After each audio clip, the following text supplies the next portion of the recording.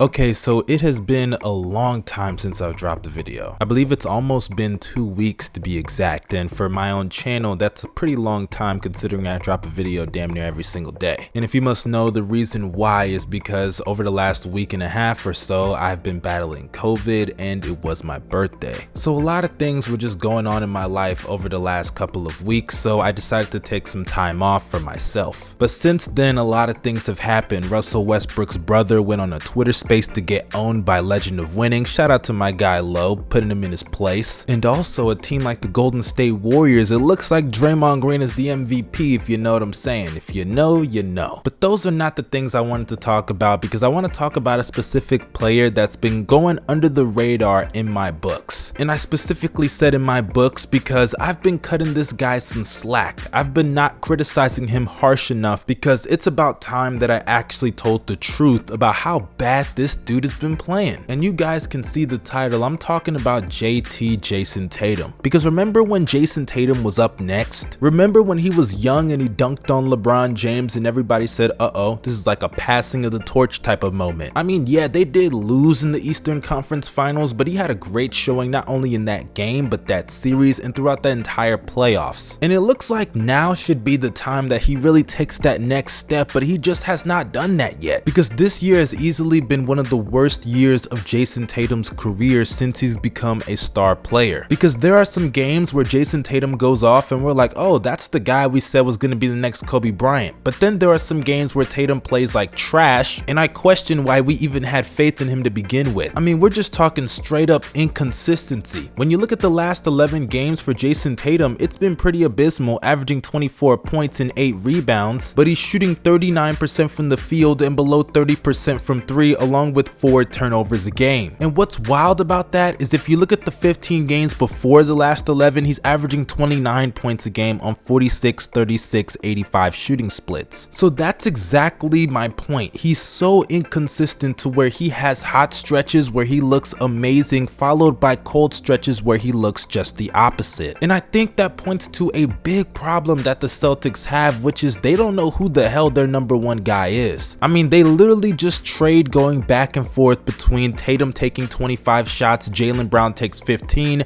next game Tatum takes 15, Jaylen Brown takes 30. And that would work if these guys were both good enough as playmakers to where they could take that step back and still be just as impactful, but it's clear that they can't do that. And for example, just look at a team like the Los Angeles Clippers last season with Kawhi Leonard and Paul George. You have two guys that are clear great #1 options individually, but together they have to learn to coexist. The first year it was a little clunky when it came to playmaking responsibilities, but you saw last year how they were able to divide that between both of the wings that they had. Kawhi Leonard has been able to expand on his playmaking ability over the last couple of seasons, and Paul George was able to show what he could do last year. So that way, on nights where either of them are not getting their usual amount of shots because the other is going off, they're not only able to contribute on the defensive side of the ball, as we know they're one of the better two-way wings in the league, but offensively they can complement the other as a playmaker. But in the case of Jaylen Brown and Jayson Tatum, they cannot do that because neither of them have evolved as playmakers in order to complement the other when the other is going off. And that's why in the clutch, the Celtics struggle so much. I mean, how many times do you see Jayson Tatum get the ball in the ISO on a night that Jaylen Brown is probably going off and Jayson Tatum just throws up some contested mid-range jumper? I mean, don't get me wrong, if you're the go-to guy, you do that, but on a night that Jaylen Brown's going off, maybe you should let him close out the game with the ball in his hands. Because say what you want about Jayson Tatum, you could think that he's better than Jaylen Brown, but the gap between both of them is not that significant at all. So when it comes to this Jaylen Brown and Jayson Tatum mess, I just don't believe it's going to work. Not because Jayson Tatum is a bad player and Jaylen Brown's a bad player, but it's because they're too similar of players, and obviously they just don't complement each other in the ways that a lot of people think that they do. Because when you look at all of the great wing duos that have been able to win championships, they usually complement each other as one of them is a primary playmaker and the other can play off of that. Or it's a situation where both of them can play make and they can both play off of each other. You have LeBron and D Wade, as obviously both of them were great playmakers. In the case of LeBron, an all-time playmaker. Let's not forget Michael Jordan and Scottie Pippen. They were also great playmakers that were able to play off of each other. And like I said earlier, Kawhi Leonard and Paul George, sure, they haven't won a championship, but they've been one of the best duos in the NBA over the last couple of seasons. And one could argue that last year, if Kawhi Leonard doesn't go down, that was their year to win an NBA championship. And I know usually people are gonna hear that and say, look, Paul George, Kawhi Leonard, Michael Jordan, LeBron, Dwayne Wade, the talent is just far different. Why are you comparing the two? Of course the talent is different, but we've seen wing duos come together and it just doesn't work because their play styles are too similar. And unfortunately, I just think that Jayson Tatum and Jaylen Brown fall into that category. But let's get back to the topic, because Jayson Tatum, you're not gonna get away from this, because you were supposed to be the superstar. You were supposed to be the face of the franchise, and it's clear you're not that guy right now. And look, Tatum is still young, he can get better. He's not even 25 years of age yet. But I want to ask everybody, what has Jayson Tatum truly improved on other than his defense over the years? Because when I look at Jayson Tatum's game, he's more so just gotten better at the things he was already good at rather than improving on his actual game. He hasn't really improved on anything major. Like, as a scorer, we all knew he was going to get to this level of being one of the better scorers in the league with due time, and he's still not some elite level scorer. As a defender, he's improved in that area, but he's still not some elite level defender. Like, he's alright, but he's nothing special. And as a playmaker, like I've said earlier in this video, he's been pretty subpar compared to a lot of his counterparts even at his own position. So I ask everybody, like I said earlier on in this video, remember when Jayson Tatum was up next? When we thought he was going to be one of the next stars in the league? I mean, obviously he's still one of the brighter young players in the NBA, but when is that time going to come when we're saying, damn, Jayson Tatum is a top 10 player and a superstar in this league? Because as more young talent continues to take over, and guys like Trae Young,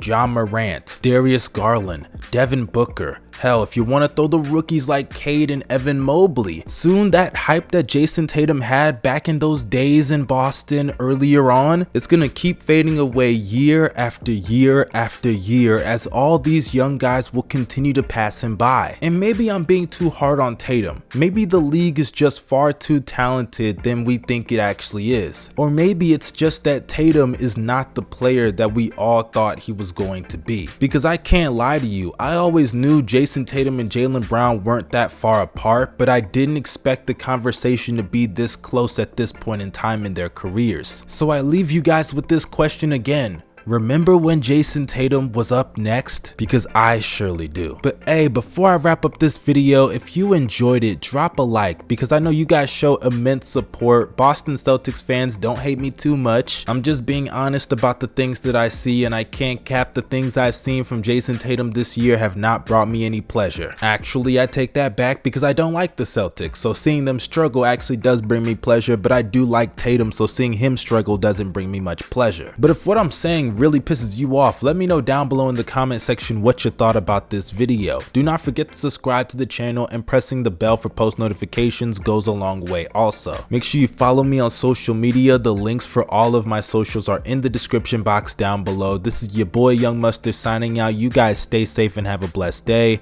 Peace.